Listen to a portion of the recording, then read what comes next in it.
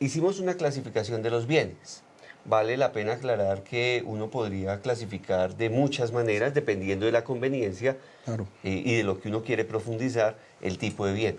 Entonces, para no crear confusión, hago esa aclaración. Andrés entonces toma para su presentación una clasificación de bienes que necesita profundizar sobre ellos. Bien, entonces esa aclaración es muy pertinente. Vamos a utilizar el criterio de exclusión que se refiere a la capacidad que tiene la oferta de permitir o no el acceso a determinado consumo a partir de la fijación de un precio. Cuando hablas de la fijación, ¿a qué te refieres? Significa que las cosas no son gratuitas.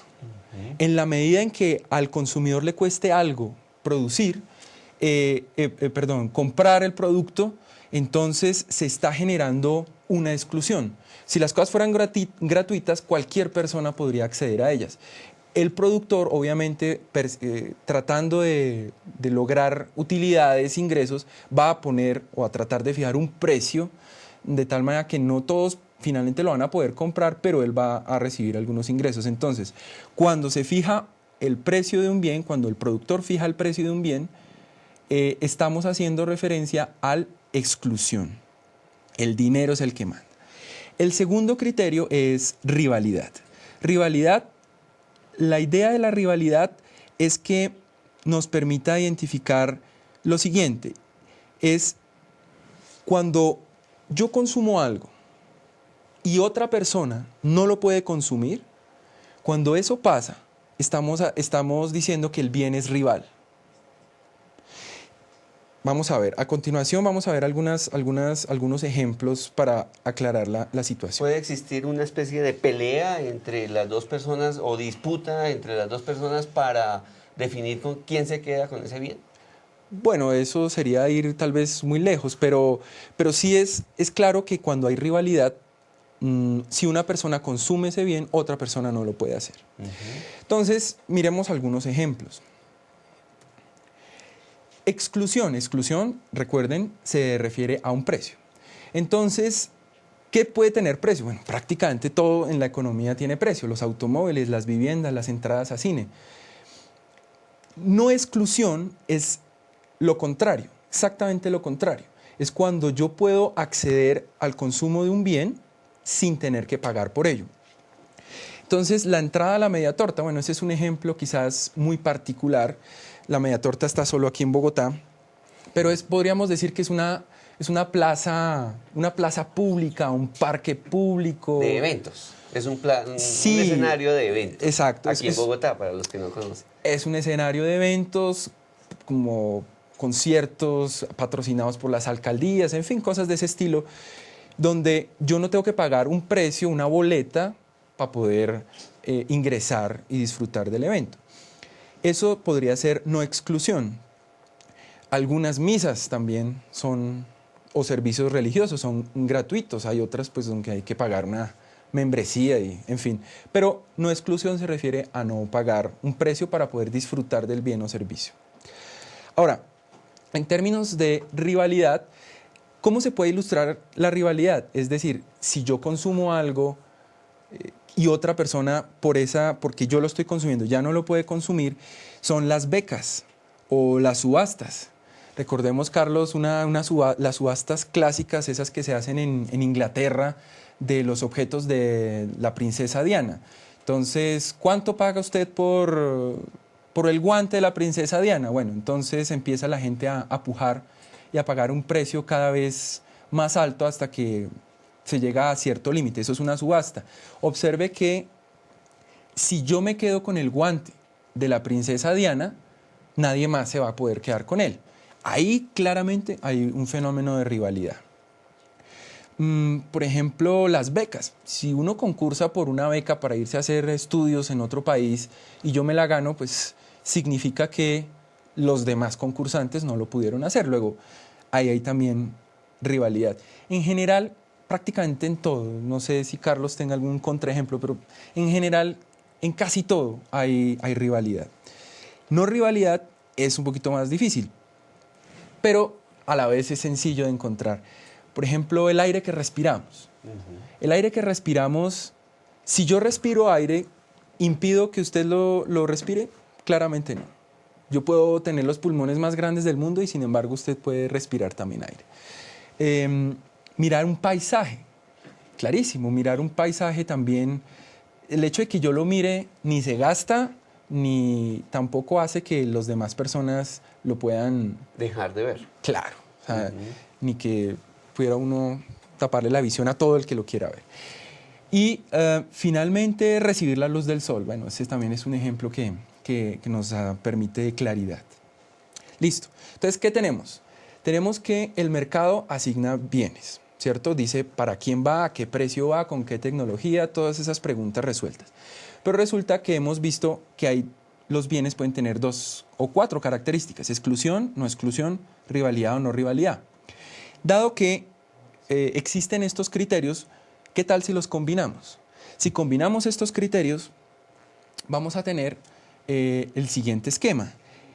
Este esquema, que es una de las posibles clasificaciones de los bienes, nos hace referencia a los tipos de bienes que hay en una economía según estos criterios. Recordemos: E, exclusión; NE, no exclusión; R, rivalidad; NR, no rivalidad. Perdóname, Andrés. Dentro de esta clasificación podemos observar que quizás podemos subclasificar de alguna forma la libertad de los bienes y bienes económicos, como entendiendo como aquella ejecución o actividad económica, actividad que desarrolla la economía para la distribución, para la asignación de los recursos, o son bienes que simplemente, como hay suficientes en la naturaleza, probablemente no nos los disputamos, entonces los llamamos libres.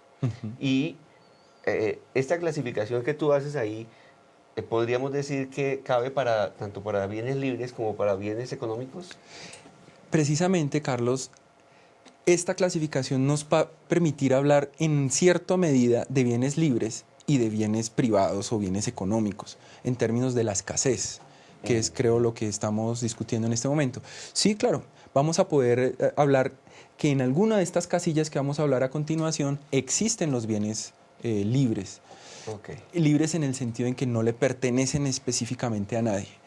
Listo, entonces, para empezar por lo más sencillo, combinemos el criterio de exclusión con el criterio de rivalidad. Si decimos un bien es excluible y genera rivalidad, decimos que es un bien privado. Un bien privado, es decir, toca pagar un precio por él, y el hecho de que yo lo consuma impide que otra persona lo pueda consumir. ¿Clarísimo? Ok. Ahora, la otra opción, el otro extremo para clasificarlos es: supongamos que no hay exclusión, o sea, no toca pagar nada por usarlo, y el hecho de que yo lo use no impide que otras personas lo puedan hacer. Típico caso de un parque, ¿cierto?, de cualquier ciudad, de cualquier población. De libre entrada. De libre entrada. Okay. Y donde perfectamente el que quiera ir, puede ir. En ese caso hablamos de bienes públicos puros. Bien, cuando no hay exclusión, cuando no hay rivalidad, los bienes se denominan públicos puros. Observe, Carlos, y amable audiencia, teleaudiencia, que estamos en los extremos, son los relativamente más fáciles de definir. Los privados son los que vemos a todo, en cualquier momento vamos a la tienda, un dulce, ese es un bien privado, lo que sea. Los bienes públicos también son relativamente fáciles de conocer. Si las escuelas públicas no cobraran, así sea un pequeño cargo por ingresar o por materiales o por el boletín de calificaciones, podríamos decir que totalmente públicas. Claro. Los bienes públicos puros son escasos, pero pues hay uno que otro ejemplo. Ahora miremos las otras combinaciones. Digamos que vamos a mirar qué tipo de bienes son aquellos que son excluibles y los combinamos con no rivalidad.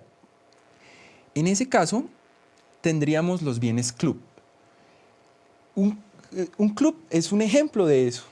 Cuando uno paga la acción para pertenecer a un club determinado, yo ahí estoy pagando un precio, es decir, hay exclusión. Pero cuando yo soy socio del club y puedo entrar a los mismos servicios que puede entrar cualquier otra persona del club, ahí no hay rivalidad. Siempre y cuando yo pague ese precio, todos los socios y yo podemos usarlo al mismo tiempo si queremos. Ahora, el otro caso, que es el caso donde el medio ambiente es más sensible, ¿cierto? Donde el mercado podría entrar a fallar, es el caso de los bienes comunes. Los pobres bienes comunes tienen el problema de que no hay que pagar por ellos, ¿cierto? Son de libre acceso. Pero llegará un momento en su uso, en uso colectivo, en que generan rivalidad. Por una característica especial, Carlos y audiencia, es que los bienes comunes se agotan. Los bienes comunes tienen el problema que son como, por ejemplo, los humedales, ¿sí?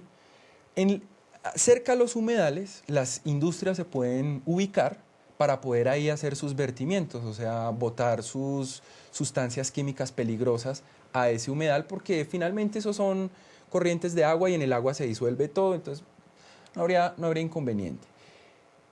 Eso es uno. Los habitantes de la ciudad que buscan dónde vivir. Más espacio. Más espacio. Entonces probablemente lo que hacen es rellenar, ¿cierto? Llenar con un poco de arena una parte del humedal, los ubicarse rellenos. ahí, claro, rellenar, Para ubican construir. ahí su casa, construyen y solucionaron su problema de habitación.